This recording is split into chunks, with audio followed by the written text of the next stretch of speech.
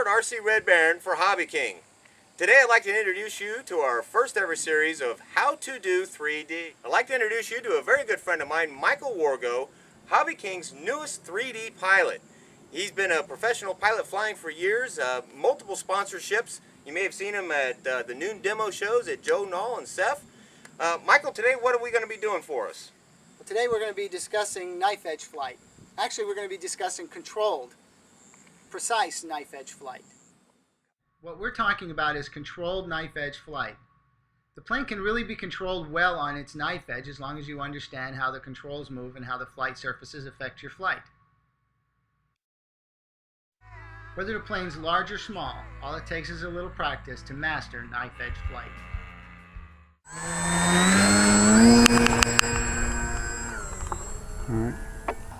All right, what we're going to do is try and set up for a knife edge.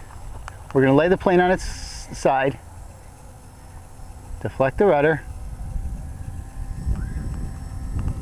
and add power when it starts getting a little too low. Biggest mistake most people make with a knife edge is they want to use the rudder for altitude. So what I'm trying to say is, as the plane is on its side, they use the rudder to determine how high the plane is. They come down a little bit and they add more rudder to level off. And this is actually the opposite of the way it's supposed to happen. What we want to do is set the angle of the knife edge with the rudder. And we're going to set it, that's the angle I want, maybe a little higher alpha angle. And now I'm using the throttle to let the plane come down. And I'm going to add throttle to have the plane go up. So that's why many people have a very difficult time keeping the plane on knife edge and coming low. You can even go very high, set your angle, and fall very steep. If you look at the angle of the rudder, it's pretty well deflected. I just have the throttle really low. Now I'm going to add throttle and bring the plane out exactly where I'd like it to come out. It's a little windy, getting bumped around. What we're trying to do is we're trying to achieve controlled knife edge flight. Now, there's other things that are playing a role here. Number one is the fact that I have to use the elevator to push it away from me or pull it towards me. So if I want it to go right by me, I'm making those adjustments all on the elevator. Ultimately, in knife edge, in any part of 3D flight, we're trying to control the airplane at every possible attitude. So instead of entering the knife edge, just rolling real fast and adjusting, we're going to gradually add the rudder and make it look elegant and intentional. So what we're going to do is we're going to kind of roll it slowly and gradually add more rudder, and then again we're going to let the plane fall until I'm ready to arrest its sink rate with the throttle.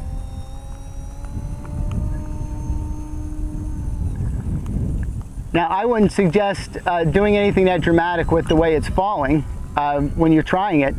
What I would try and do is sustain a nice level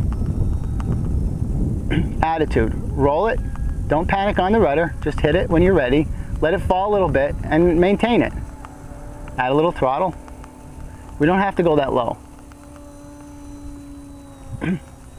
On your first few attempts, do it up high.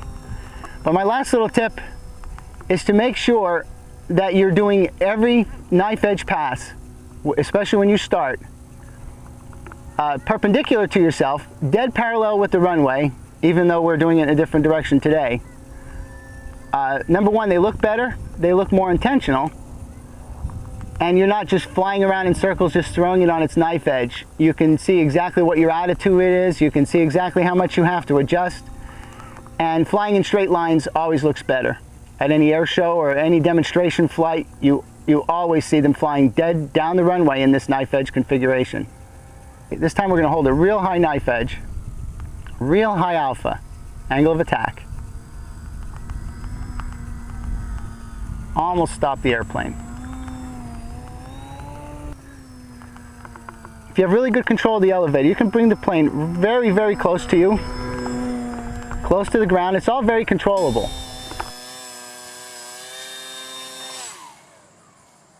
Thanks for watching. I hope you learned a little something, and if you have any questions, just post your comments below.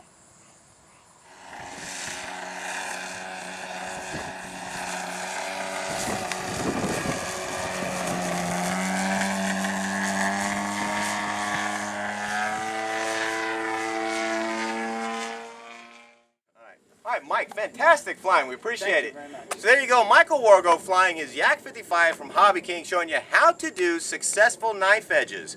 So Mike, what are we going to be doing for him next time? I think next time we're going to focus on the Harrier. The Harrier is a very fundamental maneuver in 3D flight. The definition of 3D flight is when the plane is stalled. So what we want to do is keep people from going right up into a hover and learn how to control the airplane in a Harrier configuration. That sounds fantastic. Mike, well, thanks again for joining us out here. You all stay tuned. Come back and join us next time when we learn how to do the Harrier.